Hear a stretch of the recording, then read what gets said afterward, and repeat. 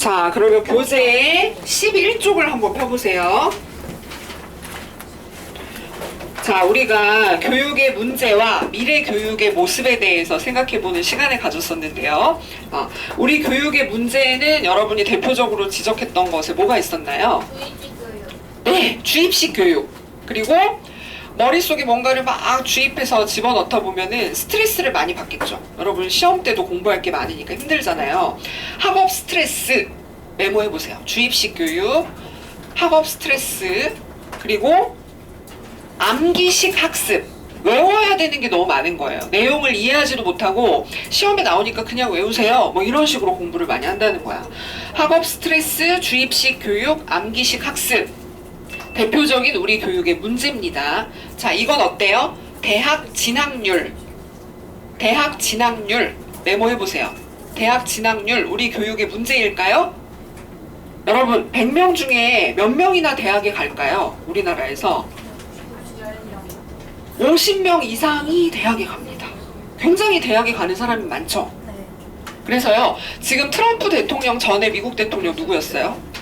오바마 대통령이 우리나라에 와서요, 미국에서도 한국 교육을 배울 필요가 있습니다. 이렇게까지 얘기했었어요. 네, 이만큼 대학에 진학하는 비율이 높다는 거예요. 그래서 대학 진학률 옆에다가 X라고 메모해보세요.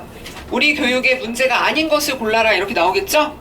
지금 4개 얘기했으니까 아닌 거 뭔지 알겠죠? 네. 자, 그 다음에 미래 교육의 모습에 대해서 또 생각해 볼게요. 네. 자, 여러분 전체적으로 수업에 지금 참여하고 있는데요. 교수님이 설명했던 내용들이 굉장히 쉬웠던 학생이 있는가 하면 무슨 말이지? 정말 어렵네? 이렇게 생각이 드는 학생도 있을 수 있어요. 근데 미래 교육에서는 여러분 개개인에게 맞는 도움을 줄 수 있으면 참 좋겠죠. 그죠? 개별 학습 지원이라고 메모해 보세요. 개별 학생 지원이라고 메모해 보세요. 개개인의 학생을 지원할 수 있는 구체적인 미래교육의 모습에는 어떠한 것이 있을까요? 지금 얘기한 것처럼 수준별 학습 자료라고 하는 거 생각해 볼 수 있겠죠? 이게 너무 어려운 학생에게는 쉽게 자료를 제공하고요. 이걸 이미 다 알고 있다. 잘하는 학생에게는 더 어려운 것, 더 도전적인 것을 제공하면 좋을 거야. 그리고 급식을 먹을 때도 똑같은 메뉴만 제공되는 것이 아니라 내가 만약에 비타민이 부족하다 그러면 과일, 샐러드를 더 준다거나 할 수 있잖아요. 맞춤형 급식 메모해 보세요. 개별 학생 지원에 대한 내용을 3가지 메모하고 있는데요. 첫 번째는 수준별 학습 자료였고요. 그 다음에 맞춤형 급식, 그죠? 그리고 또 뭐가 있을까요? 여러분 교육학개론이 다 의무적으로 들어야 되는 교과목이 아니었다면 우리가 만날 수 있었을까? 아닐 수도 있을 것 같아요. 그죠? 선택형 교과 적어보세요. 선택형 교과. 여러분이 듣고 싶은 교과목을 선택해서 듣도록 한다. 그러면 개별 학생을 도와줄 수 있는 방법이 되겠죠? 근데 이건 어때요? 로봇 청소기. 여러분 미용 실습하고 나서 청소 열심히 하는 걸로 알고 있는데요. 로봇 청소기가 청소 도와주면 편하겠죠. 네, 미래 교실에는 이런 것들이 등장하게 될 텐데 개별 학생을 지원하기 위한 것인가요? 아니죠. 학습 환경을 어떻게 조성할 것인가. 그죠? 더 쾌적하게 조성하겠다. 그것이기 때문에 좀 달라요. 그죠? 로봇 청소기 X 메모해 두세요. 로봇 청소기 X. 자, 다음 중 개별 학생을 지원하기 위한 성격이 아닌 것을 골라라. 이렇게 나올 거예요. 그럼 정답이 뭘까요? 로봇 청소기예요. 알겠죠? 정답도 막 알려드리죠? 꼭 다 맞춰야 되겠죠? 자, 12쪽으로 가볼게요.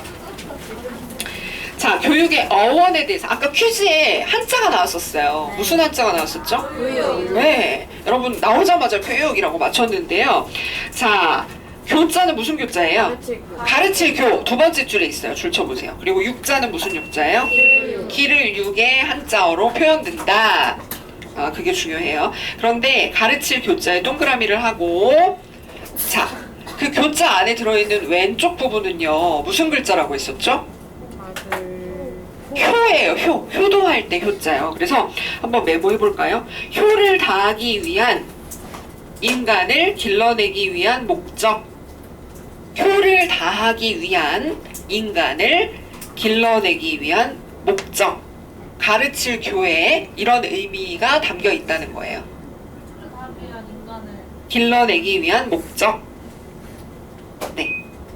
자, 그리고요.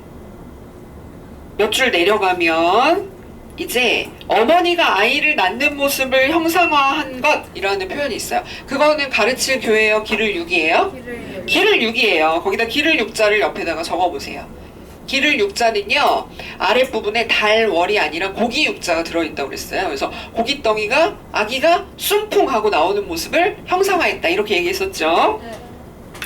자, 그 다음에, 어린이로 하여금 선을 행할 수 있도록 기르는 것. 이거는 교자의 의미일까요? 육자의 의미일까요? 육자예요. 그때 메모했었죠? 네. 위아래로 길게 육자가 그렇게 생겼기 때문에 선자랑 비슷하게 보인다라고 했었어요. 네. 이렇게 정리를 하시면 될 것 같아요. 자, 그리고 이제 에듀케이션 아까 퀴즈에 나왔었어요. 그죠? 에듀케이션이 앞에 있는 E라고 하는 알파벳이 무슨 의미라고 했었죠? 밖으로. 그죠? 여러분 교재에 아래에서 5째 줄에 있죠? 밖으로의 의미. 그죠?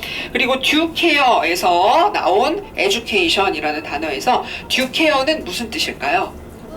드로우, 현금을 뽑다, 서랍을 끌다, 뭐 이런 뜻이에요. 그래서 드로우, 끌어내다 줄 쳐보세요. 그래서 이 두 개를 합쳐서 에듀케이션이 무슨 의미를 가진대요? 아랫줄에 이에 따라 있죠? 그 다음에 줄 쳐보세요. 교육은 학생 내부에 지니고 있는 능력과 소질을 밖으로 끌어내는 작용이다. 그래서 이것을 의미하는 단어가 뭐냐라고 했을 때 다른 거 고르지 말고 에듀케이션을 고를 수 있도록 하세요. 아시겠죠? 네. 자, 그 다음에 13쪽으로 갈게요. 교육을 보는 다양한 개념 정의가 나오고 있는데요. 아까 퀴즈에 뭐가 나왔었어요? 자연주의 나왔어요. 동그라미 해보세요.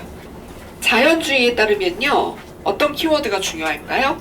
인간 스스로 발전. 네, 스스로 발전. 동그라미 하세요. 자연 속에 그냥 내버려 두면 뛰어놀면서 바람직하게 인간은 자라는 것이다. 이렇게 설명했어요. 근데 이거를 교수님이 살짝 섞었어요. 그래서 맨 아래 보니까 종교적 입장 있죠? 종교에다 동그라미 해보세요. 종교니까 이때 교육을 설명할 때는 신의 뜻이라는 게 나오겠죠? 네. 근데 이게 맞는지 한번 보세요. 자연주의적 입장에 따르면 교육은 인간 스스로 신의 뜻을 실현시키는 과정이다. 맞을까요? 아니죠. 신의 뜻이 나오면 이건 자연주의가 아니라 종교적인 관점이잖아. 이렇게 잘못됐어. 골라낼 수 있도록 해야 돼요. 자, 여기서 인간의 이성에 관심을 둔 입장에 따르면 인간을 인간답게 형성한다. 그죠? 그렇게 했었고요. 그리고 전수에 관심을 둔 입장. 전수가 뭐죠? 전달해주는 거잖아요. 근데 좋은 거를 전달해줘야 되겠죠. 그래서 제일 첫 번째 네모를 보니까 바람직한 내용을 전달하는 것이 전수를 통해서 교육을 설명하는 관점이었어요. 자, 그리고 다음 페이지로 넘어가서 이제 기능적인 입장에 따르면 기능이니까 뭔가를 잘 해낼 수 있어야 되잖아요. 그죠? 그래서 삶 속에서 경험하는 것, 그죠? 삶, 경험이라는 말이 나오면 기능적인 관점에 따라서 교육을 설명한 거지 라고 이해할 수 있도록 준비를 하세요. 그리고 이제 14쪽에 아까 퀴즈에 뭐가 나왔죠? 지덕체. 지덕체. 그렇죠. 지덕체 한번 동그라미 해보세요. 지덕체. 세 가지를 모두 갖춘 조화로운 인간을 무슨 발달을 했다라고 표현하나요? 전인적 발달. 동그라미 해보세요. 전인적 발달, 완전한 인간이다 라는 뜻이에요. 그죠? 머리, 가슴, 그리고 손으로 할 수 있는 우리 몸으로 어떤 스킬을 갖추는가 하는 것까지 조화롭게 강조하고 있는데요. 이거를 3H로 페스탈로치가 설명을 했었어요. 그 세 가지가 뭐였죠? 헤드, 허트, 핸드, 그지? 그리고 아래에서 세 번째 줄에 또 달리 표현하면 뭘까요?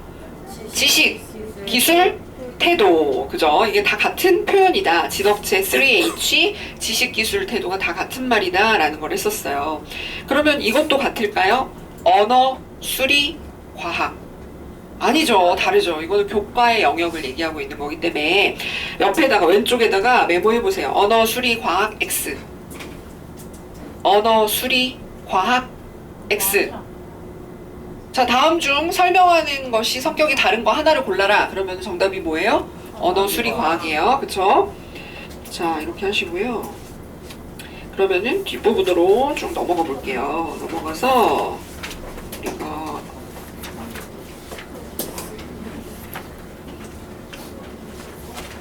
동양 교육과 서양 교육 32쪽으로 갑니다. 자, 우리나라는 동양에서 속해 있기 때문에요. 동양에서 어떤 교육의 목적을 강조하고 있는가 하는 것을 알아볼 필요가 있는데요. 먼저 교육의 기본 원리 세 번째 줄에 나옵니다. 그게 뭐였죠? 수신제가 네. 네네. 한번 줄 쳐보세요. 수신제가 치국평천하는 내 몸을 갈고 닦고 우리 가정을 평화롭게 하고 나아가서 우리 국가를 잘 다스리고 세상이 평화롭게 유지될 수 있게끔 할 수 있다. 그것을 교육을 통해 가능하도록 하자라고 하는 것이었어요. 그 다음에 동양 교육에서는 어떤 인간을 길러내는 게 목적이었을까요? 네, 성인 군자와 같은 최고의 인격자 줄 쳐보세요. 그래서 사실은 덕, 태도라고 하는 것을 훨씬 더 중요하게 다룬 거예요. 그죠? 자, 그 다음에 서양 교육의 특징과 좀 비교를 해볼게요. 서양 교육은 무엇에 영향을 많이 받았냐면요. 고대 그리스 교육 줄 쳐보세요. 고대 그리스 철학자 중에 굉장히 유명한 사람이 있었는데 소크라테스의 교육 방법은 무엇이었나요? 대화법이었어요. 대화법을 동그라미 해보세요. 자, 이 말이 맞는지 보세요. 서양 교육에서는 대화보다는 노트 필기를 통해 중요한 내용을 학습하였다. 아니에요. 고대 그리스 사회에는 학교가 없었기 때문에요. 노트 필기를 하지 않았어요. 대화를 통해 공부를 했다라고 했었어요. 그래서 노트 필기 X라고 메모해두세요. 네. 노트 필기는 훨씬 더 나중에 등장하게 됩니다. 자, 고대 그리스 사회에서는 아주 독창적인 문화가 도시국가를 통해서 많이 발전하게 되어서요. 그러한 상황 속에서 어떤 인간을 길러내는 것이 교육의 목적이었을까요?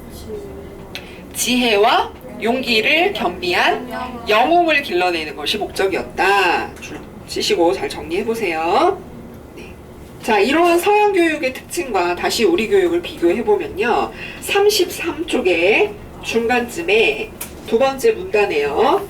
역사적으로 짚어볼 필요가 있다. 찾았어요? 네. 그 다음에 우선이라고 나오는데요.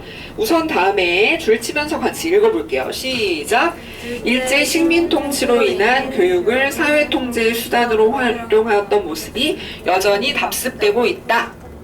그죠? 우리 학교 현장에 수학여행이라는 용어도 일본의 부정적인 영향을 받은 것이었다. 차렷 경례하는 것도 군대식 문화가 아직까지 이어져 내려온 것이다. 이런 영상을 봤었어요. 그죠? 그래서 일본에 남아있는 그것을 일제강점기에 남아있는 잘못된 것을 뿌리 뽑을 필요가 있겠다라고 했었어요. 이 말이 맞는지 한번 보세요.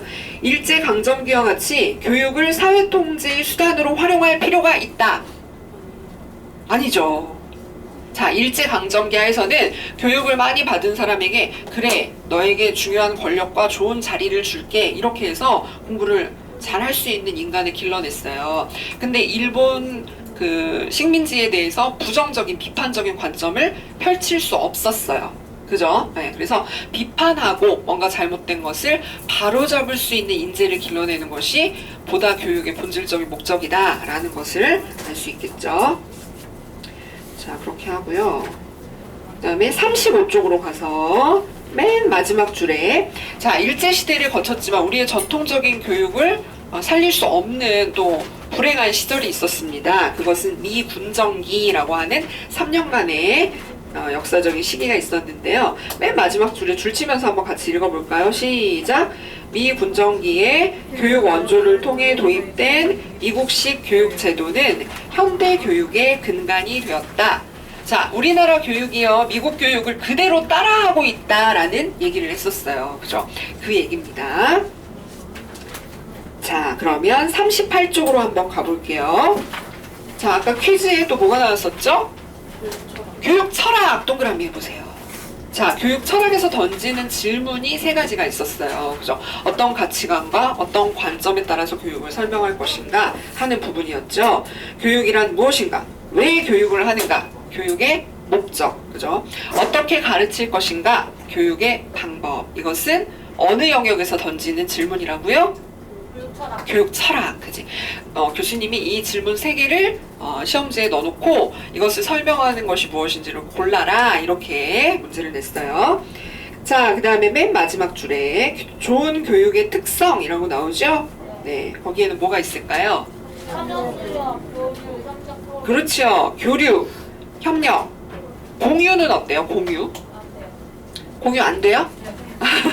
공유, 그죠? 나 혼자만 알 거야. 내 친구는 이거 시험에 나온다고 하셨는데 절대 안 알려줄 거야. 이거는 좋은 교육은 아니잖아요. 그죠? 공유 메모해 보세요. 네. 도깨비에 나왔던 그 공유예요. 그죠? 공유. 그리고 경쟁은 어때요? 경쟁.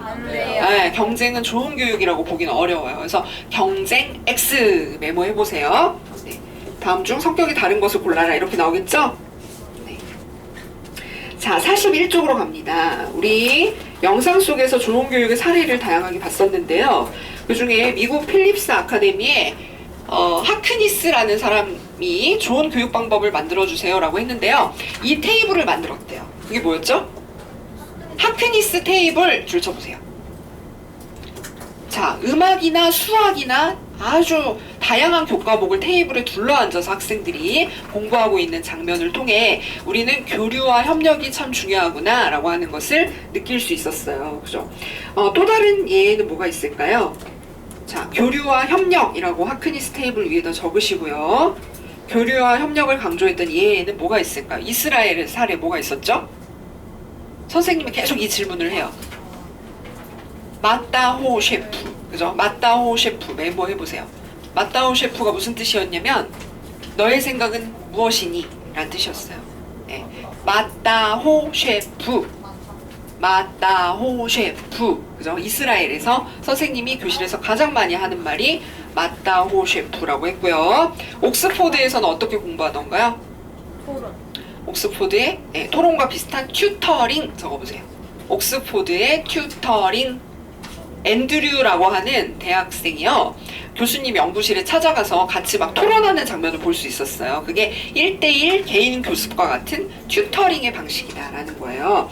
자, 그러면 하크니스 테이블, 마따오 셰프, 옥스포드의 튜터링은 교류와 협력을 강조하고 있는 사례이죠. 네. 네, 근데 이건 어때요? 고시원에서의 수능 대비. 네, 우리나라 그 재수하는 학생이요. 고시원에서 혼자 아주 정말 감옥같이 좁은 그 공간에서 교류와 협력이 없이 그냥 시험에서 원하는 성적을 얻기 위해서 공부하는 장면을 볼 수 있었어요. 그래서 교류와 협력 옆에다가 고시원에서의 수능 대비 X라고 메모해보세요. 고시원에서의 수능 대비는 교류와 협력에 대한 예가 아니잖아요. 그죠? 네, 이런 공부에서 벗어날 필요가 있겠다라고 하는 거예요.